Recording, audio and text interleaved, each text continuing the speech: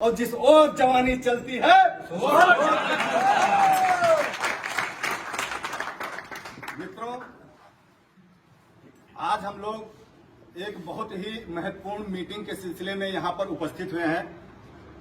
सबसे पहले मैं आप सबसे ये जानना चाहता हूं कि निर्मल श्रीवास्तव जी जो चेयरमैनी का इलेक्शन लड़ रहे हैं, इसमें इनका चुनाव चिन्ह क्या है, ये आप लोग बताएंगे हमें। क्या है? बहुत बढ़िया। यही मैं सुनना चाहता था। तो मेरे भाइयों, सबसे पहली चीज ये है कि जितने भी भाई यहाँ पर उपस्थित हुए हैं, जितने भी बड़े भाई, बुजुर्ग, छोटे भाई, आज सबसे एक अहम निवेदन ये है कि जो भी आपके यहाँ पे करीबी हो, गोंडा खासतौर पर नगर पालिका क्षेत्र में, चाहे वो रिश्तेदार हो, मित्र हो या आपके मित्र के मित्र हो, आप सभी से संपर्क कीजिए। फेसबुक माध्यम है, व्हाट्सएप माध्यम है, फोन कॉल्स माध्यम है, इंस्टा माध्यम है, ऐसे बहुत से सोशल मीडिया के माध्यम है कि आप घर पे बैठ के उनसे संपर्क कर सकते हैं। आप उनसे संपर्क कीजिए और उनसे ये निवेदन कीजिए कि मैं इलेक्शन लड़ रहा हूं नगर पालिका का।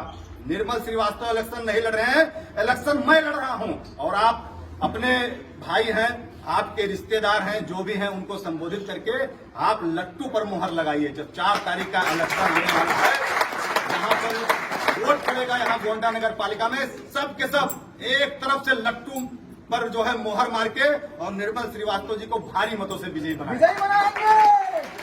आप सब करोगे ना? बिल्कुल। अभी आप बताइए एक आवाज में, करोगे ना सब? रिश्तेदार, हित, मित्र, दोस्त, सबसे निवेदन करोगे ना? कोई ईगो नहीं पालना, कोई अहम नहीं पालना कि नहीं मैं कैसे कहूँ। आप कहिए, क्योंकि आपका एक क्रांतिकारी भाई मैदान में है। अगर ये क्रांतिकारी ना होते, अगर ये जरा भी कहीं सिचुएशन, कहीं मौके से समझौता करते, तो अवध केसरी सेना कभी निर्मल भाई का साथ नहीं देती। लेकिन वो सारी खुशी निर्मल भाई में है। मैं भी बहुत दिनों से देख रहा हूँ, यहाँ गोंडा में ही पैदाइश है, गोंडा की राजनीति बहुत दिनों से देख रहा हूँ। आप सभी एक बार विश्वास करके और लट्टू पर मोहर लगा के निर्मल भाई को आप जिताइए। आप यकीन मानिए, जितने भी गरीब, वंचित, शोषित, पीड़ित, दलित, जो कमजोर तबका है, जिसकी आवाज कोई सुनता नहीं है, आप दूर दूर जाके भटकते हैं, 3-3, 4-4 दिन आपकी आवाज कोई नहीं सुनता। आपके एक आवाज पर आपका काम होगा। मैं आपसे वादा करता हूं, आपके एक आवाज पे आपका काम होगा। हम तुम्हारे साथ हैं, हम तुम्हारे साथ हैं। अवध केसरी सेना निर्मल श्रीवास्तव जिंदाबाद, जिंदाबाद। आप लोग ये बता दीजिए, ये गोंडा वीरों की धरती है। यहाँ पे राजा देवी भगत सिंह पैदा हुए हैं, जो अंग्रेजों से लड़ते हुए भले सब कुछ जो है न्यौछावर कर दिए, लेकिन कभी समझौता नहीं किए। ये राजा देवी भगत सिंह की भूमि है। इसी भूमि से क्रांतिकारी अगर निर्मल श्रीवास्तव जी आए हैं मैदान में, और आज उनको बागी कहा जा रहा है। आप ये जानते होंगे कि जब अंग्रेज ये देश गुलाम किए थे, तो वहां पर बागी किसको कहा जाता था? बागी उसको कहा जाता था कि जो गद्दारों से, जो अंग्रेजों से जो लड़ रहे थे, उनको बागी कहा जाता था। आज वही अंग्रेजों से भी बदतर हुकूमत है।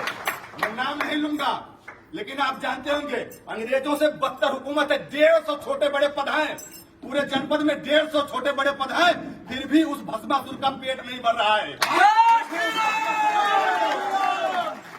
आप लोगों से निवेदन करता हूं कि आप लोग मुंहतोड़ जवाब दीजिए। आज सबसे बीजेपी के सबसे मोस्ट पॉपुलर चल रहे थे निर्मल श्रीवास्तव जी टिकट में, लेकिन क्या रातों रात हुआ आपको पता नहीं है। हम जानते हैं, बताते हैं आपको। यहीं पर गोनार्ड में मीटिंग हुई और ये तय किया गया कि अगर इनका नाम दे दिया जाएगा तो ये 90 और 10 का इलेक्शन कर देंगे। 90 और 10 का इलेक्शन कर देंगे। निर्मल श्रीवास्तव 90% पे रहेंगे और 10% पे सपा से रहेंगे, जो भी कैंडिडेट। इनको हराना है, क्योंकि सपा के कैंडिडेट को जिताना है। इस वजह से भाजपा ने एक डमी कैंडिडेट का चुनाव किया। डमी कैंडिडेट का चुनाव किया, इनको बीजेपी का मोहरा बना के और कुछ वोट काटेंगे, और इनको जब टिकट नहीं मिलेगा तो जानते थे कि बागी बनेंगे, और बागी बनेंगे जब मैदान में आएंगे तो ये जो है निर्मल श्रीवास्तव का वोट भाजपा काटेगी। और इसके बाद में जिसको वो जिताना चाहते हैं, जो रबड़ स्टैंप अभी अमित मिश्रा जी ने बताया ना, वो स्टैंप जिसको वो अपने मुट्ठी में करना चाहते हैं, वो उनका सफल प्लान हो जाएगा। अभी मैं कल रात की एक बात बताता हूं, यहाँ पे जो पार्टी के शीर्ष, मैं नाम नहीं लूंगा, जो विधायक है या जो भी हैं, उन्हीं के शीर्ष आदमी ने सपा के लिए वोट मांगा, और इसका प्रमाण है मेरे पास। आप क्या साबित करना चाहते हैं? गोंडा की जनता मूर्ख है। गोंडा की जनता आप सपा के लिए क्यों वोट मांगते हैं? आप बीजेपी से टिकट पाए हैं तो आप कीजिए जो है बीजेपी का खुला प्रचार और कहिए डंके की चोट पर नहीं जो है बीजेपी को वोट करें। लेकिन नहीं, ये ऐसा नहीं करेंगे। ये नवाबगंज में भी जो है बीजेपी का खिलाफत किया जा रहा है इन्हीं के द्वारा। अभी आपको याद होगा मुजैना में जब बीजेपी से टिकट पाए जो है शेषराम बारी ब्लॉक प्रमुखी का, उनका विरोध किया गया और पूरा तंत्र लगा दिया गया जो है बीजेपी को हराने के लिए। आज भी वही काम कर रहे हैं। यहाँ पे सपा को जिताना चाहते हैं। आप लोग अपनी आंखें खोलिए और आपके जीते जी सपा यहाँ से नहीं जीतनी चाहिए। उतना रसीद नहीं जीतनी चाहिए और क्यों नहीं जीतनी चाहिए इसके पीछे एक कारण है। यही बगल में 5 लोगों की कुएं में डूबकर हत्या हुई थी राजा मोहल्ला में। वो लड़ाई निर्मल श्रीवास्तव और केसरी सेना ने लड़ी थी।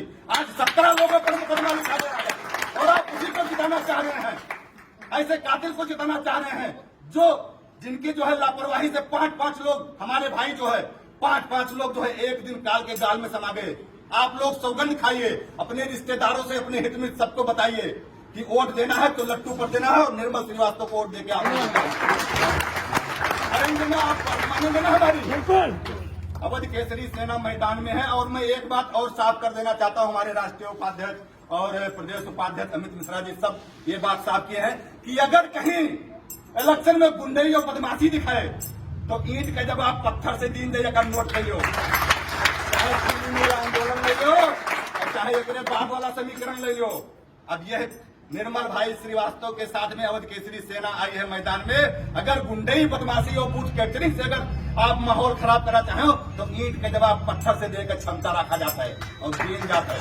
तो जैसे शांतिपूर्ण मतदान होगा और शांतिपूर्ण आप लोग जितने भी नाथ रिश्तेदार हैं आप सभी से जो है रिक्वेस्ट कीजिए कि लट्टू पर मोहर लगा के और निर्मल श्रीवास्तव भारी मतों से जिताइए।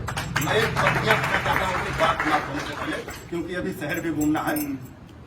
निर्मल श्रीवास्तव जी ने जो 17 सालों से और 20 सालों से आप सबके लिए जो कर्म किया है, मेहनत किया है, इस पर मैं एक पंक्तियां कहना चाहता हूं। भगवान श्री कृष्ण ने भी कहा है कि बस कर्म तुम्हारा कल होगा, बस कर्म तुम्हारा कल होगा और कर्म में अगर सच्चाई है तो कर्म कहाँ निष्फल होगा। हर एक संकट का हल होगा, वो आज नहीं तो कल होगा।